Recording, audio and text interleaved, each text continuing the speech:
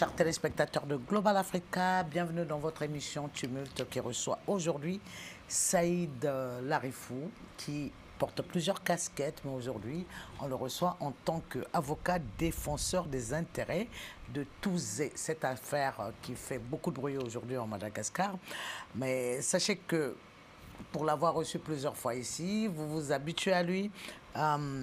Larifou est avocat et il est avocat de Sonko.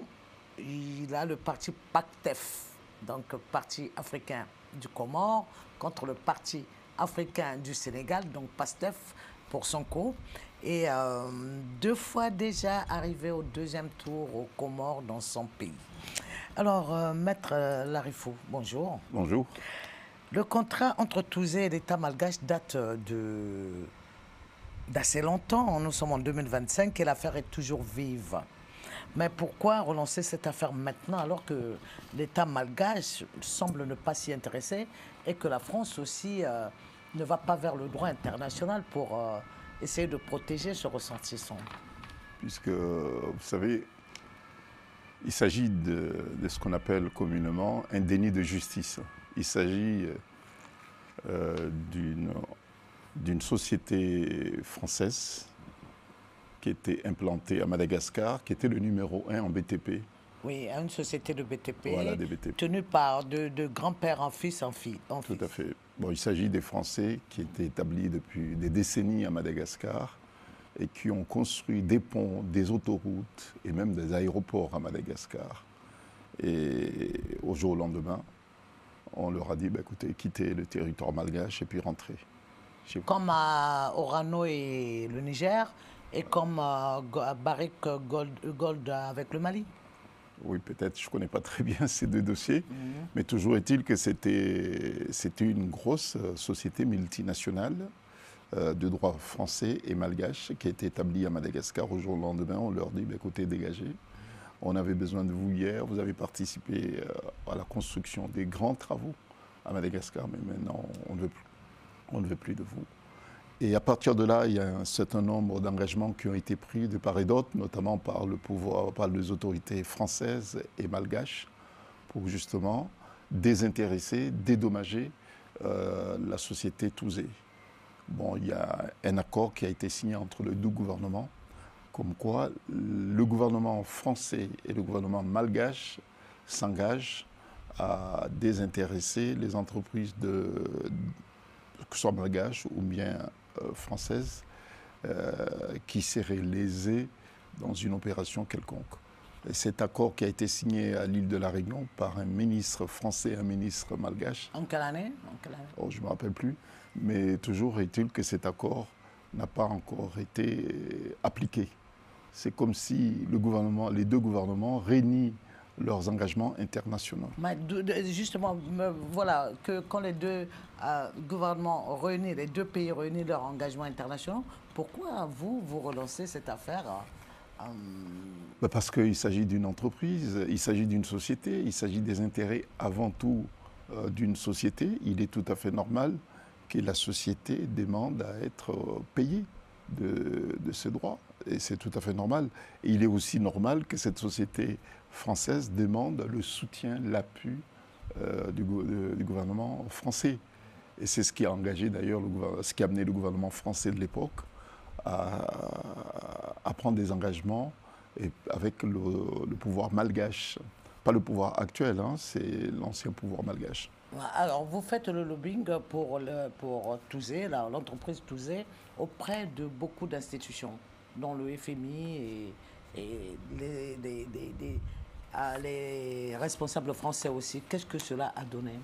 Bon, avant de parler de lobbying, ce qui est tout à fait évident, il y a d'abord une démarche judiciaire. Je pense que c'est très, très, très important de rappeler que la société Touzé avait saisi les instances judiciaires malgaches. La société est allée jusqu'à saisir la Cour suprême malgache qui a ordonné une expertise judiciaire.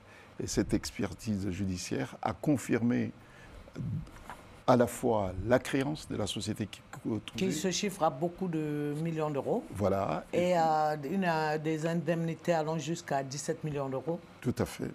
Bon, donc la Cour suprême malgache, l'expertise judiciaire qui a été ordonnée par la Cour suprême malgache a ordonné une expertise. Cette expertise reconnaît à la fois le principe, l'existence de la créance et le montant qui a été effectivement arrêté par la société Touzé. 6 milliards d'euros. 6 milliards d'euros. Bon, voilà. Avec toutes les indemnités, les intérêts et tout, on arrive effectivement à un chiffre qui avoisine les 6 milliards d'euros. Bon, à partir de là, la société Touzé a demandé à la Cour suprême malgache, après cette expertise qui est très très favorable pour ma cliente, a demandé la Cour suprême malgache d'entériner le rapport d'expertise et puis de condamner l'État malgache à payer la somme due. La Cour suprême, jusqu'à maintenant, ça fait déjà plusieurs années, même une décennie, la Cour suprême malgache n'a pas enrôlé la requête qui a été introduite par la société Touzé. C'est à partir de là, dans la mesure où il y a un blocage au niveau politique, je parle du niveau malgache, un blocage aussi au niveau judiciaire, de régler de façon définitive ce dossier que la société Touzé a estimé nécessaire à la fois de faire de lobbying auprès des autorités françaises, l'exécutif français, notamment le président de la République et les ministres concernés, à savoir le ministre du Commerce, des Affaires étrangères. Commerce, des Affaires étrangères, ont été saisis également par différentes courriers. Il y a FMI également, a été également saisi par la société Touzé. Et pourquoi FMI? Parce que tout simplement, nous estimons que dans la mesure où le FMI, sur la base des rapports qui semblent établir une crédibilité des autorités malgaches, nous leur avons dit que nous ne sommes pas là pour juger si oui ou non cette crédibilité est fondée, mais nous vous demandons tout simplement, dans la mesure où vous entendez décaisser des sommes importantes au profit de l'État malgache, que l'État malgache doit à une société qui s'appelle la société Touzé.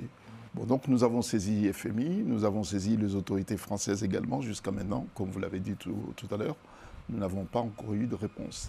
Mais nous disposons, je tiens quand même à le dire. Est-ce que vous fait dire, excusez-moi, que l'État français ne protège pas ses ressortissants à l'étranger? Mais en tout cas, peut-être dans certains dossiers, mais dans celui-là, le dossier de Touzé, l'État français semble complètement,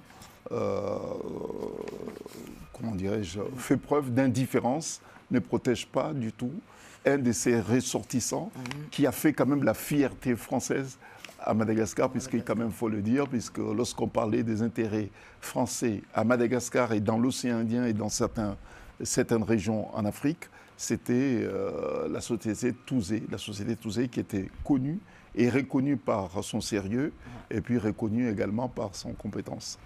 Justement, le contrat en question a été résilié de façon unilatérale par les autorités malgaches au nom de l'intérêt national. Est-ce que vous reconnaissez à un État africain, par exemple, le droit son droit à la souveraineté de rompre un partenariat quand il juge que cela est désavantageux pour lui?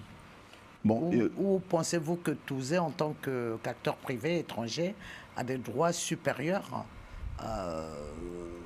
qui doivent être respectés? Oui, d'abord, deux choses qui me semblent importantes à souligner. La société Touzé est implantée à Madagascar depuis des décennies. Et si cette société a eu autant d'égards, autant de considérations, autant de marchés à Madagascar, c'est parce que c'est une société qui était reconnue par son engagement sérieux et puis son respect au droit français. Donc la société Touzé n'a jamais bénéficié de passe-droit ou bien de facilités quelconques. Bon, ça, je pense que c'est important de le souligner. Et puis deuxièmement, lorsque vous parlez de résiliation du contrat, bon, lorsque vous êtes contractant, vous avez toujours la possibilité de demander à ce que le contrat soit résilié pour différentes raisons qui peuvent paraître légitimes pour celui qui demande la résiliation. Mais là, le problème, ce n'est pas le fait que le contrat a été résilié, c'est le fait que la société Touzé a réalisé des travaux en vertu des contrats qui ont été signés avec les autorités malgaches et qu'il y a une facturation, des facturations qui sont conformes à des travaux déjà réalisés.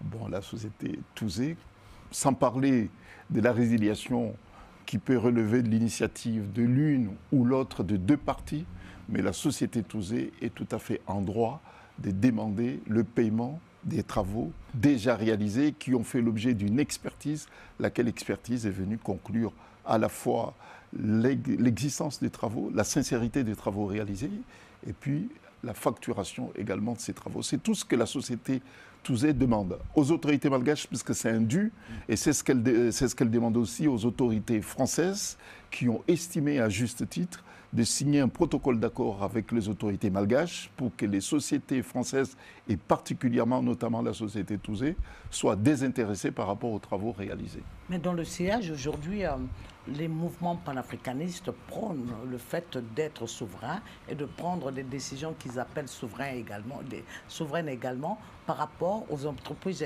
étrangères qui viennent dans leur pays. Je vous évoquais tout à l'heure le cas de Orano pour le Niger et le cas du Canadien Barrick Gold pour le Mali qui ont été chassés, matériel saisi pour autre utilisation. Pour Barrick Gold par exemple, on voit que la justice, le procureur a mis l'entreprise sous administration temporaire malienne, l'entreprise.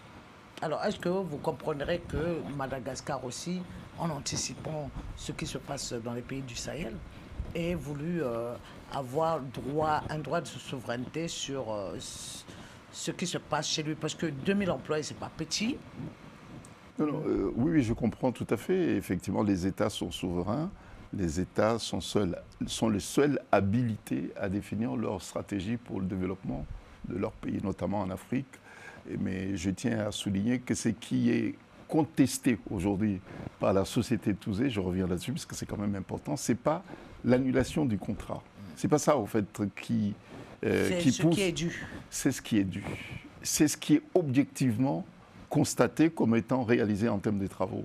C'est ça ce qui pousse la société. Mais vous, en tant qu'avocat et panafricaniste, votre parti s'appelle d'ailleurs Parti africain du Comore et pour le travail aussi.